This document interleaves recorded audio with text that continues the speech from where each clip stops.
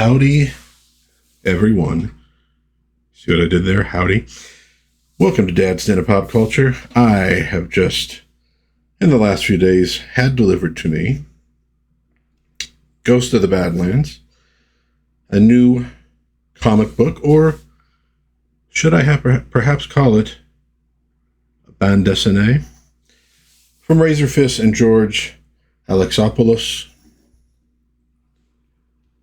Had a little bit of schmutz there. A good read, and I figured it'd be a good idea to give a few of my thoughts on it and show it off to folks who maybe were not part of the initial, was it a Kickstarter? I'm not sure. Whatever the campaign was, it is going to still be out there for sale. So if you like what you see here, you can find the Ghost of the Badlands. I will put a link in the description, assuming I can find that link. Now, as always, I'm going to go, for the most part, spoiler-free. We're going to look at some of the art in the beginning of the book, talk a little bit about the story, about the characters, and then we're going to cut it off, because I'm not going to give it all away. So let's take a look here. Ghost of the Badlands, written by Razörfist, illustrated by George Alexopoulos. Standard monochrome, first edition, copyright 2024, Razörfist, printed in the United States. Scoot this over a little bit. Contents. Now, you get a comic, and you get a short story in the pulp style. The short story fills you in a little bit on events that immediately precede the story here. So let's read this page. Arizona Territory, May 1896. Canyon Diablo is a reascendant Gomorrah. With rail bridge construction halted by hellfire and tragedy, and railroad companies warring with local landowners to complete it, the town becomes an open boil on the Arizona desert. Gamblers proliferate, prostitutes ply their trade, brigands roam on the roadways, waylaying the innocent for an unknown purpose. Now that's interesting, for an unknown purpose, but we'll see. But the bandits are not alone. Something stirs in the painted desert. Someone systematically exterminates coach robbers and murderers, dealing out a deadly reckoning to all who assail the weak. Gunfight after gunfight, coffin after coffin, legend soon grows of this phantom of the high desert. A lone pistolier dispensing God's judgment, a one-man vendetta ride, wielding a strange mechanical weapon of the old world, baptizing the heathen in hails of gunfire. Eventually, folks find a name for this masked missionary of death, the Ghost of the Badlands. Hey, that's a pretty good start. So what do we want to say about this book? Number one, the art is tremendous. And it's a style that you wouldn't, I don't know, it's George Alexopoulos has done, some children's books. He does political cartoons. Now he's bringing his style to a comic set in the Old West, and it's really good, especially very expressive faces. So the story begins with these gunmen have shot a man down, and this figure appears on the horizon. There's a close-up of the figure. His face looks very, very stony. There's a reason for that. He wears a mask. Why does he wear a mask? I don't know. If that's ever going to be revealed. It's not entirely revealed here, although there's a hint maybe. But you can see, look at this face. And so the Ghost of the Badlands appears.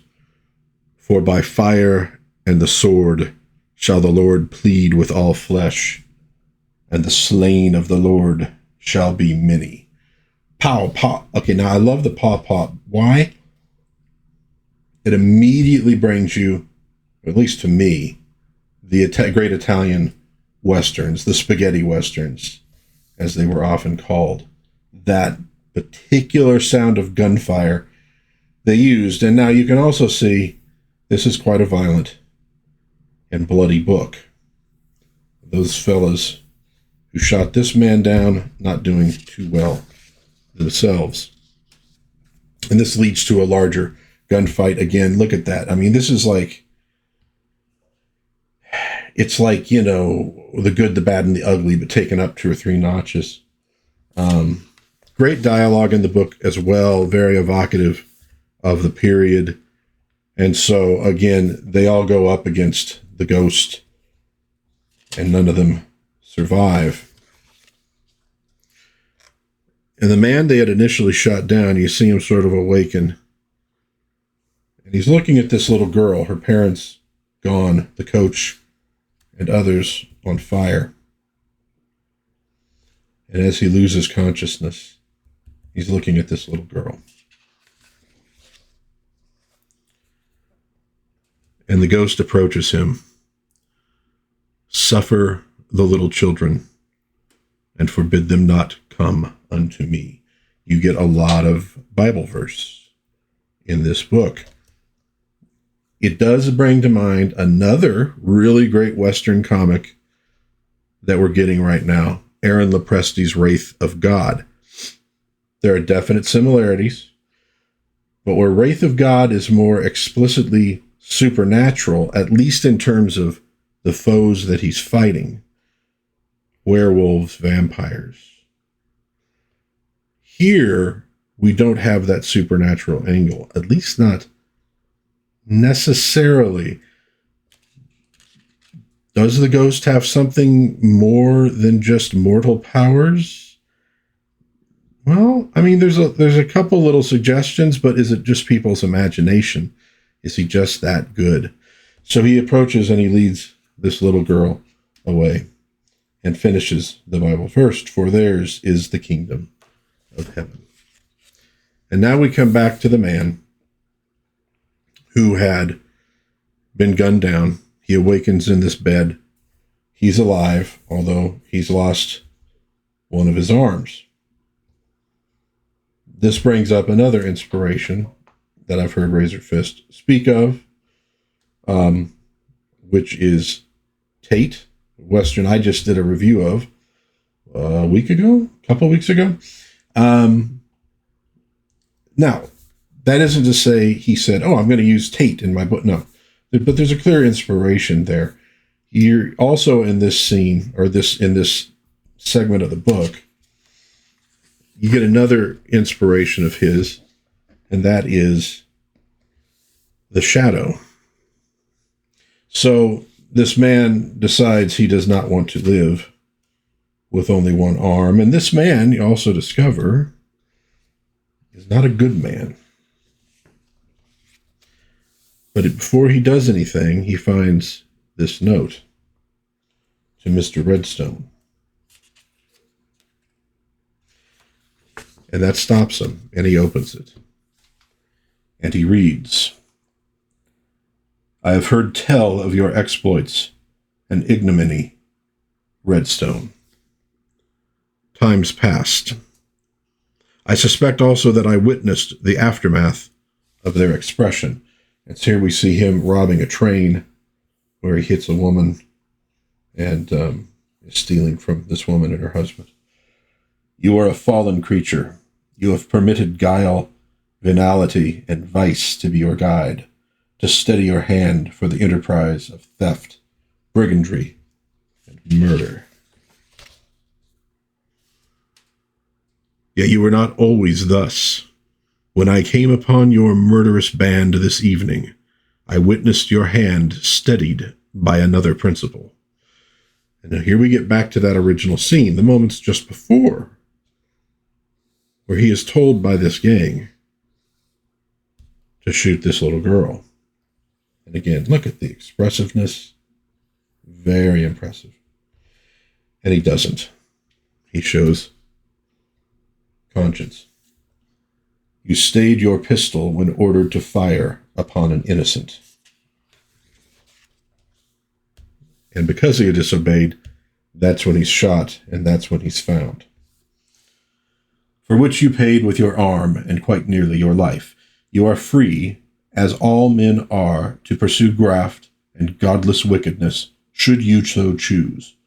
You may, if you wish, consider your prior sins purchased at the price of a single limb, and continue to be guided by the fruitless pursuit of earthly temptations, till death or Satan claim you.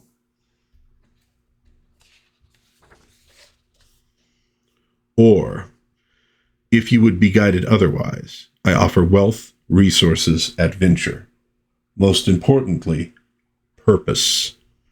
The only price I demand is Christian obedience. And here we have this cross, which you'll notice. So that's a symbol of the ghost of the Badlands. When you are sufficiently healed, the town of Two Guns to the south will be your baptism. A telegram with further instruction awaits your eyes at the Damascus Saloon.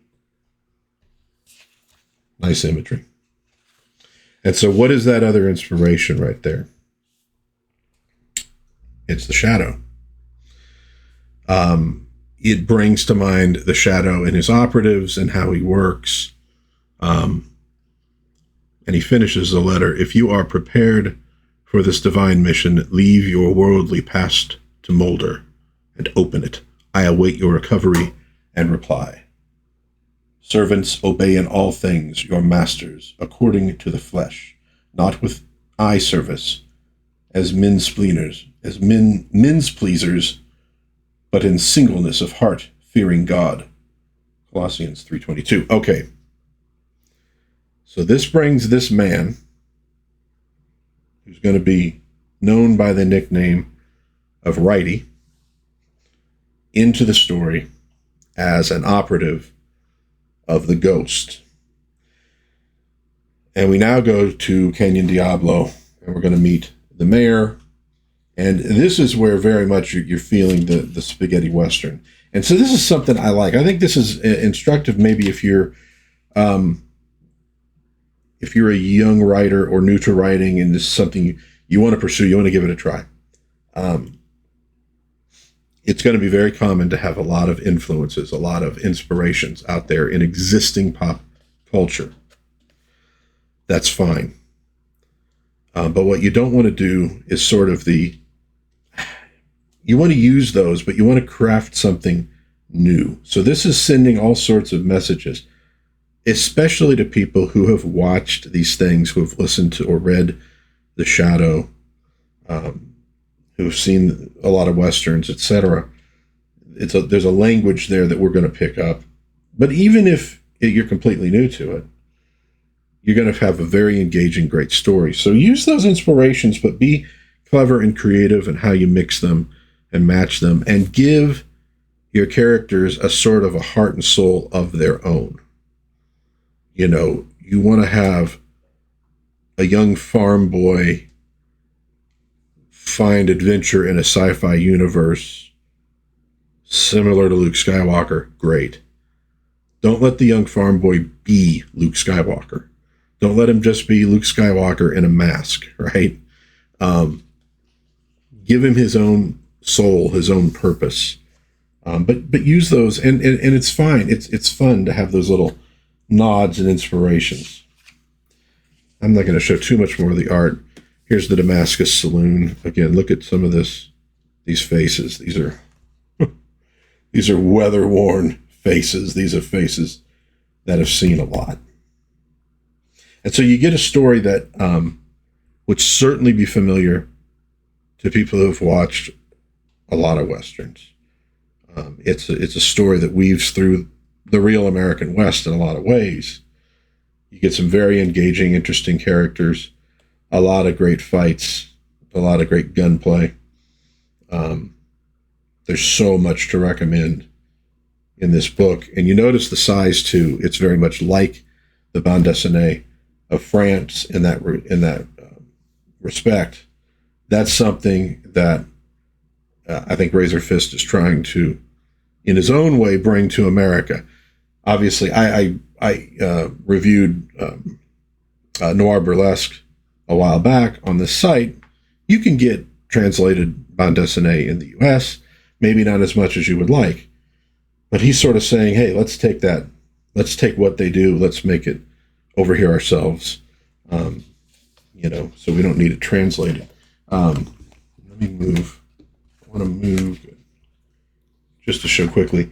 And then you get this Pulp story, like I said, at the end. I love the layout because it looks like an old Pulp magazine from the 40s, the way it's done. So, Ghost of the Badlands. It's a fun story. Well, I say fun. It's fun to read, but it's not. The happenings in it are not fun, and they are sometimes quite brutal.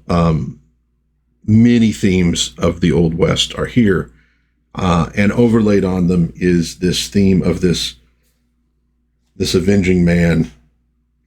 Again, also similar in some ways to, I think it's Pale Rider, if my memory serves.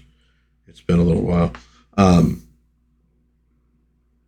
This sort of mystery man who seems to some people to be supernatural, but probably is not, but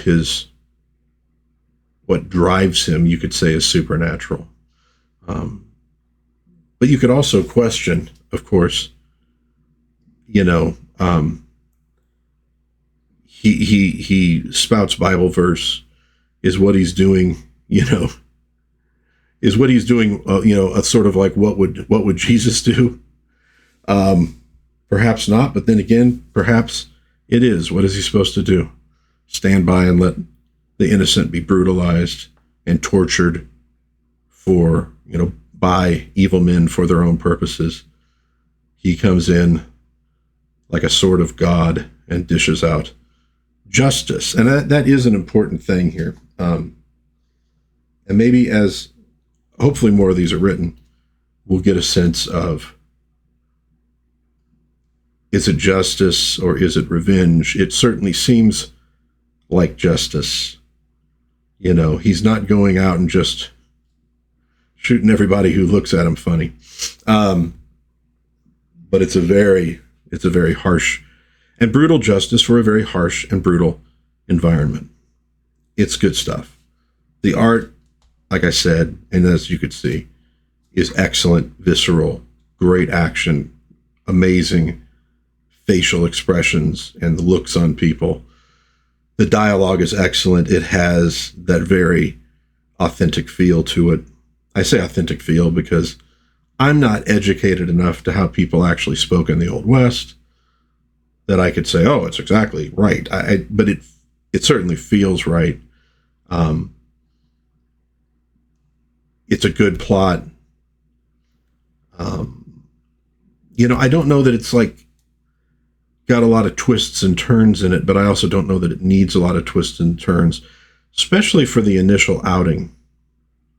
It's a very straightforward story. There is a bit of a mystery to be solved, and you pick up clues to it. So anyways, all in all, very happy with Ghost of the Badlands. I will definitely support future campaigns. It's a nice piece of work, and if you love Westerns, if you love the pulps, I would definitely suggest you go out and take a look and look for it and give it a shot. I think you'll be pleasantly surprised by what you find. It's a nice piece of work. So there's my little review. There's our little look. Just give you a taste of Ghost of the Badlands. Have you backed it? Have you gotten your copy? Have you read it? What do you think? If you're gonna leave comments, please don't do anything that would spoil the story for folks who haven't read it yet. But I'd love to hear your thoughts on how well he weaves together these different inspirations into this new creation. If you have any questions about the book, again, that aren't going to lead to spoilers, I'd be happy to answer them. If you enjoyed this video, please consider hitting like, maybe subscribing, maybe sharing with a friend. Until next time,